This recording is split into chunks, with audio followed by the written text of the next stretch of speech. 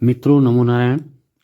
आज हम ज्योतिष में चर्चा करेंगे धनु लग्न और धनु राशि के जातक किस प्रकार के होते हैं और कुंडली पर किस प्रकार से योग बनता है, किस प्रकार से जातक की कुंडली पर जातक का असर दिखाई देता है। आपके सामने धनु लग्न और धनु राशि की कुंडली बनी हुई है।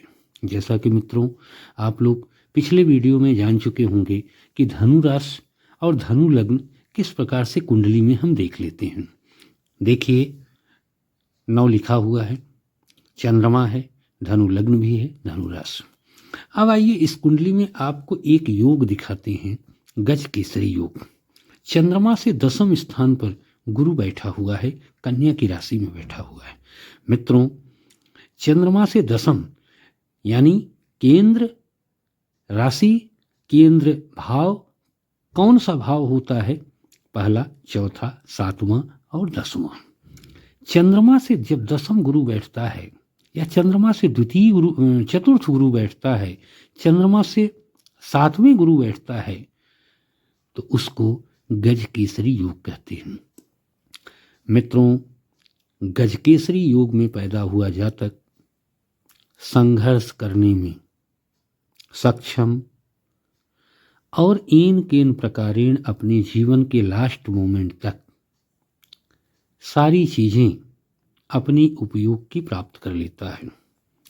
अब प्रश्न उठता है कि क्या कुंडली में गजकेसरी योग ही पर्याप्त है? नहीं। आइए आपको स्टेप बाय स्टेप समझाते हैं। धनु लग्न धनु राशि, यहाँ धनु राशि बैठी हुई है, 2nd हाउस में मकर, 3rd हाउस में कुंभ, 4थे भाव में गुरु की राशि मीन राशि है। अगर चंद्रमा से गुरु यहाँ पर बैठ जाए, चंद्रमा से 2य भाव में बैठ जाए, चंद्रमा से 3य बैठ जाए, इसी प्रकार से किस भाव में गुरु बैठा रहेगा तो क्या प्रभाव? अगर गुरु यहाँ पर बैठा हुआ है तो गजकेसरी योग बना रहा है। अगर गुरु यहाँ 2रे भाव में बैठ जाए, 2रे भाव में गुरु हो जा रहा है तो ये शनि की राशि है। अब शनि की राशि में गुरु क्या प्रभाव डालेगा? यहाँ हर कार्य डिले कराएगा। अब क्यों डिले करा रहा है? क्योंकि ये शनि की राशि है। अब यहाँ पर मित्रों आपको डिग्री, दशा, इन सब की चर्चा हमने पिछले वीडियो में डाल चुके हैं। अगर ध्यान न हो तो आप उस वीडियो को एक बार जरूर खोल करके देखें।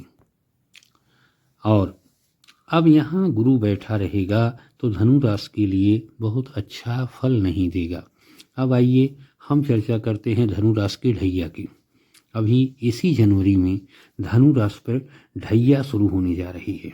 ढैया से बहुत सारे लोग परेशान होते हैं, 7.5 से बहुत सारे लोग परेशान होते हैं। लेकिन इस राशि के लिए जो इस बार ढैया 2.5 साल की चलने वाली है, ये जातक को बहुत कुछ प्रदान करने वाली, लेकिन कर्म, शनि कर्म के पावर को बढ़ाने के बाद ही फल देगा।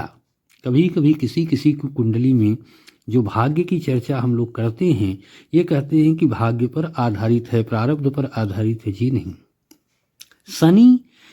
शनि का काम है कि कर्म करो, फल की इच्छा मत करो। कर्म अगर आपका अच्छा रहेगा तो फल देगा। इस 2.5 साल में धनु राशि के जातक, धनु लग्न के जातक, ये मान लीजिए कि कर्म करने के बाद इन 2.5 साल में वो सारी चीजें आपको प्राप्त होंगी जो आप अभी तक अथक प्रयास करके भी नहीं पाए हैं।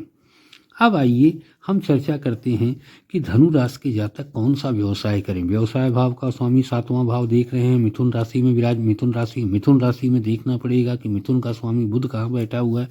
मान लीजिए यहाँ का स्वामी जा करके वृश्चिक राशि में बुध के साथ बैठ गया है। अगर इसकी डिग्री कमजोर है तो एक बात तो मान लीजिए कि ये दाम्पत्य जीवन का भी स्वामी है, पार्टनर का भी स्वामी है। यहाँ जा करके गड्ढे में बैठ गया बुध जा करके जब वहाँ बैठता है तो कहीं न कहीं दाम्पत्य जीवन में क्षति प्रदान करता है। अब यहाँ पर देखना पड़ेगा कि जब बुध वहाँ जाकर बैठा किस किस भाव पर दृष्टि डाल रहा है।